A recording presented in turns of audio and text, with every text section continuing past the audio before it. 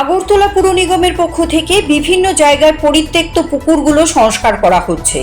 এবার 46 নম্বর ওয়ার্ডের অন্তর্গত একটি পরিত্যক্ত পুকুর সংস্কারের উদ্যোগ নেওয়া হয়। এই উপলক্ষে সোমবার সেখানে গঙ্গা পুজো এবং বৃক্ষরোপণের আয়োজন করা হয়। তাতে উপস্থিত ছিলেন আগরতলা পুর নিগমের মেয়র দীপক মজুমদার, 14 নম্বর বাধারঘাট বিধানসভা কেন্দ্রের বিধায়িকা মীনারানী সরকার, 46 নম্বর ওয়ার্ডের corporator Prasenjit Lodh, mayor in council Bapi Das, Abhijit Mallik সহ অন্যান্যরা। মেয়র বলেন, আগরতলা পুর নিগমে বিজেপি পরিচালিত বোর্ড গঠনের পর রাস্তাঘাট, নিকাশি ব্যবস্থা, আলোর ব্যবস্থা সহ পরিত্যক্ত পুকুর সংস্কারের উপর গুরুত্ব দেওয়া হয়। ইতিমধ্যে বেশ কয়েকটি পুকুর সংস্কার করা হয়েছে। 46 নম্বর ওয়ার্ডের এই পুকুরটি সংস্কার করে এখানে একটি পার্ক গড়ে তোলা হবে। আলোর ব্যবস্থা থাকবে, এলাকাটি সাজিয়ে তোলা হবে বলে জানান মেয়র। তিনি এই উদ্যোগ গ্রহণের জন্য এলাকার কর্পোরেটরকে ধন্যবাদ জানান। উল্লেখ্য, এলাকাবাসীর দাবি মেনে পুর নিগম এই উদ্যোগ নেওয়ায় তারা খুশি। অনুষ্ঠানে স্থানীয়দের উপস্থিতি ছিল লক্ষণীয়। আমাদের আগরতলা পৌর নিগম আমাদের ভারতীয় জনতা পার্টির নেতৃত্বে গঠিত হওয়ার পর, বিশেষ করে 2018 সরকার আসার পর সারা রাজ্যের উন্নয়নের সঙ্গে আগরতলা শহরেও সার্বিক উন্নয়নের দিকে আমরা লক্ষ্য রেখে কাজ শুরু করেছিলাম। তখন আমাদের কাছে যে পরিত্যক্ত পুকুরগুলি ছিল, রাস্তাঘাট, নিকাশি ব্যবস্থা, আলো ব্যবস্থা, পাশাপাশি পরিত্যক্ত পুকুরগুলিকে সংস্কার করে তাদের ব্যবহারযোগ্য করে মানুষের কাছে সৌন্দর্যের মাধ্যমে তুলে দেওয়ার কাজ আমরা হাতে নিয়েছিলাম। তো আগরতলা শহরে অনেকগুলি পরিত্যক্ত পুকুর অলরেডি আমরা কাজ শেষ করেছি এবং বিউটিফিকেশনের মাধ্যমে মানুষ ব্যবহারও করছে।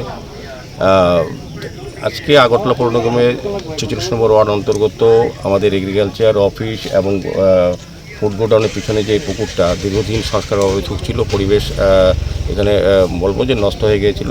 যাই হোক, এই এলাকার মানুষের দাবি এবং প্রত্যাশা ছিল যে এই কাজটা করার জন্য আমাদের যিনি কর্পোরেটর ও আমার সাথী প্রসেনজিৎ লোধ মহোদয় উদ্যোগ গ্রহণ করেছেন। তো আজকে আমরা এখানে পরিদর্শনে এসেছি, খুব আনন্দিত যে পুকুরটা সংস্কার করা হয়েছে আগরতলা পৌর নিগমের পক্ষ থেকে। আমরা অমৃততে আমাদের এডিবি ফান্ডেও আমরা এটা প্রস্তাব রেখেছি। যদি আমরা এনওসি পেয়ে যাই, আমরা আশা করবো যে এই জায়গাটা একটা পার্ক, উদ্দেশ্য পার্ক করা এবং পুকুরটাকে চারদিকে পাড় বাঁধিয়ে আলোর ব্যবস্থা করে যাতে এলাকার লোক বিভিন্ন ধর্মীয় বা অন্যান্য সামাজিক কাজে ব্যবহার করতে পারে, সেদিকে লক্ষ্য রেখে আমরা কাজটা করব। তো আমি কর্পোরেটর প্রতিনিধিকে ধন্যবাদ জানাই। তো আমরা আগরতলা পৌর নিগম আগরতলা শহরকে নতুনভাবে সাজিয়ে তোলার চেষ্টা করছি সার্বিক ভাব দিয়ে।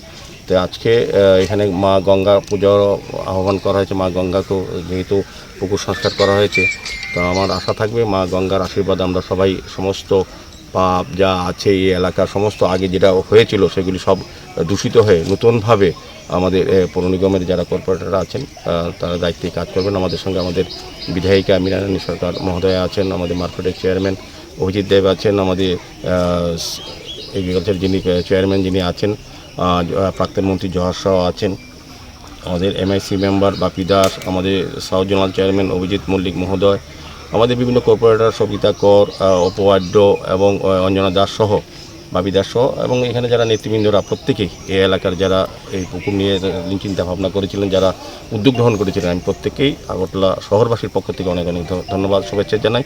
আগামী দিনেও আমাদের অনেক পরিকল্পনা আছে আগরতলা শহরকে সুন্দরভাবে সাজানো এবং এই ধরনের পরিত্যক্ত পুকুরগুলি সংস্কার করে মানুষের কাছে ব্যবহারযোগ্য করা এবং পরিবেশ রক্ষার ক্ষেত্রে আজকে যেমন 46 নম্বর ওয়ার্ড থেকে বন উৎসবের আয়োজন করা হয়েছে।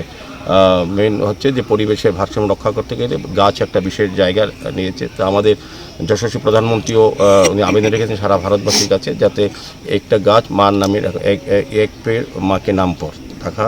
উদ্দেশ্য হচ্ছে যে গাছগুলি আজকে আমরা লাগালাম, যার যার মার নামে যদি আমরা লাগাই, মাকে যেভাবে শ্রদ্ধা করি, যত্ন করি বা ভালোবাসি, যাদের মা আছে বা মা নেই তার স্মৃতিতেও আমরা গাছটাকে কিন্তু রক্ষা করতে পারবো। মাকে যেভাবে শ্রদ্ধা করি সেভাবে কি গাছটাকেও ভালোবাসা বা আন্তরিকতা দিয়ে তা রক্ষা করার জন্য কিন্তু প্রধানমন্ত্রী বলেছেন। তার আহ্বানে সাড়া দিয়েই আমাদের সরকারি বেসরকারি বিভিন্ন সামাজিক প্রতিষ্ঠান সবাই কিন্তু আমরা এইভাবে এগিয়ে এসেছি বৃক্ষরোপণের ক্ষেত্রে। তাই পরিবেশ রক্ষার ক্ষেত্রে গাছ অত্যন্ত প্রয়োজনীয়। তো আমি বলবো যে এইভাবেই আমরা আমাদের সরকারিভাবে উদ্যোগ গ্রহণ করেছি পৌর নিগম থেকে। পাশাপাশি সবার কাছে আবেদন থাকবে গাছ লাগানোর জন্য এবং পরিবেশকে নির্মল সুন্দর রাখার জন্য আমাদের যা যা একজন নাগরিক হিসেবে কর্তব্য সেটা করা উচিত।